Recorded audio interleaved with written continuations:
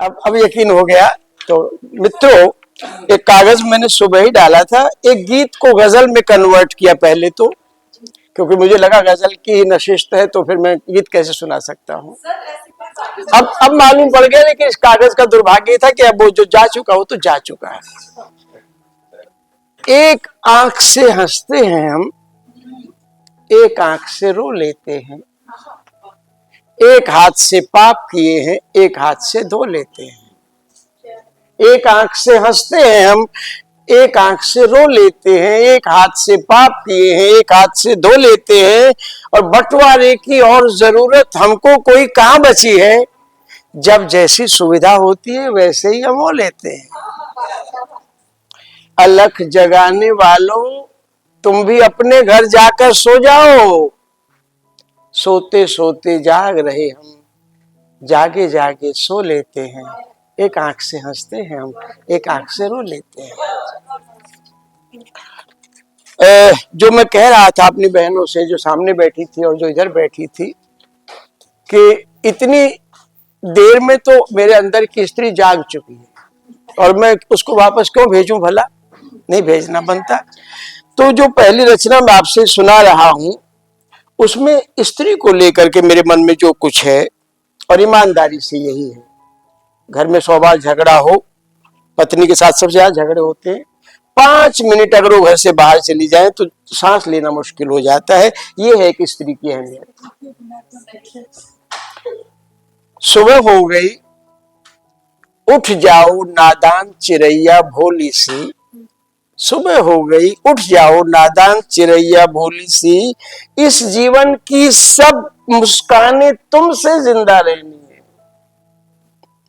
सुबह हो गई, उठ जाओ नादान चिरैया भोली सी।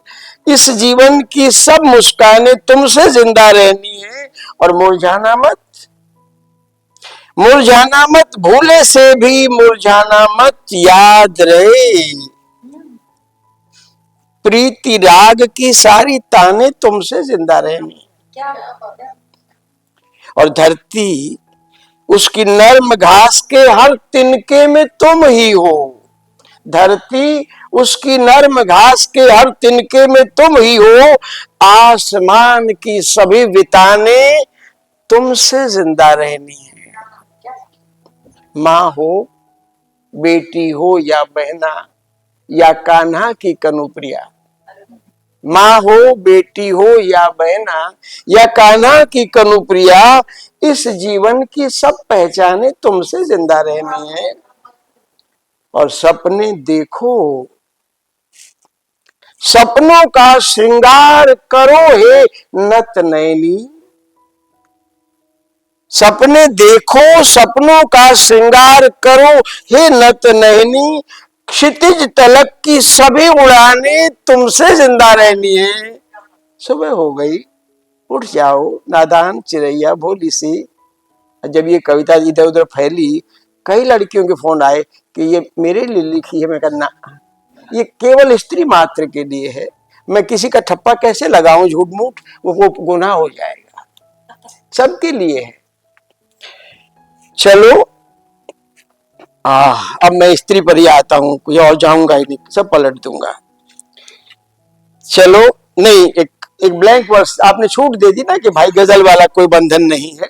संज्ञाहीन संबंध, जब मैं मुश्किल से 20 साल का था तब ये लिखी थी।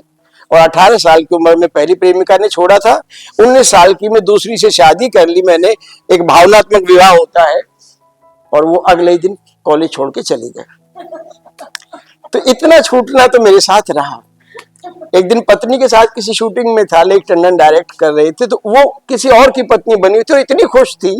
मैं मन ही मन सोच रहा था एक दिन मेरे साथ अभिनय में इतनी खुश हो जाओ, लेकिन वो अभिनय में भी खुश नहीं हो सकी। मैं कुछ कर ही नहीं पाया, मैं क्या करता। ये सारी सच्ची घटनाएं हैं, कोई काल्पनिक नहीं है। संज्ञाहीन संबंध, संज्ञाहीन, अब हंसली बेटा, सीरियस हो जा। संज्ञाहीन संबंध के साथ वह कब तक मुझे जीती। संज्ञाहीन संबंध के साथ वह कब तक मुझे जीती, बिना संबोधन के कब तक पुकारती, बिना शब्द के किस भाषा में याद रखती, बहुत झमेले थे, झंझट थे, घबराहट या बेबसी में या गंधहीन रिश्ते के बकबकेपन से उकता कर उसने एक दिन वह खिड़की बंद कर ली अपने मन की। न गुजरते हुए भी प्रायः मैं उस गली से गुजरता था। वह जानती थी आंखों में रखे रह जाते हैं वे चेहरे जो स्वप्न में कभी कभार दिखते हैं। खुरच कर नहीं उतारी जाती ऐसी अमूर्त आकृतियां। पिछले दिनों उसने अपनी बंद आंखें अलमारी के भीतर कहीं रख छोड़ी, सामान की तरह। अब न झंझट न झमेला न प्रीति का मेला। लड़की उदास है तो भी अकेले में कभी कभी मुस्कुराती है। अब वो लड़की जो 17 साल की उम्र में छोड़ कर गई थी, 47 साल के बाद उसने मुझे खोज निकाला और मिली। और मेरे जाने के बाद, उसके जाने के बाद जितनी प्रेम कविताएं उसने लिखी थी, एक दिन सब की सब आगे रख दी, ये है तुम्हारा प्रेम। तब मुझे याद आया मोहन राकेश का आषाढ़ का एक दिन, जिसमें उसने कहा था कालिदास ने उस लड़की से कि ये पृष्ठ कोरे कहाँ है मल्लिका, अब तो तुम्हारे आंसुओं में डैश डैश डैश डैश। और मुझे वही एहसास हुआ कितना अच्छा भाग्य लेकर पैदा हुआ मैं। छोड़ना तो याद रखा, लेकिन ये जो फिर से मिल जाना है, ये बहुत बड़ी बात है, बहुत बड़ी बात, उपकार मानता हूं मैं। अब आती है आखिरी कविता, क्योंकि समय का मुझे भी ख्याल है, चाय ठंडी हो रही है। चाय पर कविता सच्ची कविता है, स्त्री बनकर लिखी है, याद रखना। इन मेरे अंदर एक स्त्री रहती है। दरवाजे पर आकर चिपक गई हैं तुम्हारी उंगलियों में बसी दस्तकें। बिना आहट किए उतर आए हो सुनसान हवेली के भीतर। ऊपर जाने की तमाम सीढ़ियां नीचे उतर गई हैं त्रिलोक। जब कोई नहीं होता मेरे वजूद के आसपास, मैं तुम्हें खुद में महसूस करती हूँ। जब कोई नहीं होता मेरे वजूद के आसपास, कभी पति होता है, कभी सास होती है, ये प्रेम मैं जान चुका हूँ स्त्रियां कैसे जीती हैं प्रेम को, और बड़ी श्रद्धा से देखता हूँ उन स्थितियों को भी। चाहे वो मेरी बहन के अंदर प्रेम हो किसी के लिए, चाहे मेरी पत्नी के अंदर किसी और के लिए प्रेम हो, मैं उसी नजर से देखता हूँ कि प्रेम सबका हक है, क्यों न करें। जब कोई नहीं होता मेरे वजूद के आसपास, मैं तुम्हें खुद में महसूस करती हूँ। एक प्याले में 2 कप चाय पीने लगी हूँ जब से, तब से तुम्हारी प्रतीक्षा की घड़ी की सुइयां अटक सी गई हैं। अब भी चाय कहीं न कहीं गर्म है। हाँ, मैंने उसके उबाल को खौलने नहीं दिया बरसों बरस। तो भी उठती हुई भाप में अदृश्य एक चेहरा आकार लेता है, जिसे बंद आंखों से देखती हूँ जब तक। पास आकर बैठते हो दूर, जाने की जल्दी में रहते हो हमेशा। पूछते हो अपने ही अंदाज में, प्याले में बची चाय खत्म हो गई हो तो चलूं? मैंने तुम्हें आते हुए नहीं जाते हुए देखा है। अभी बची है बेटा, थोड़ी सी और जैसा हो।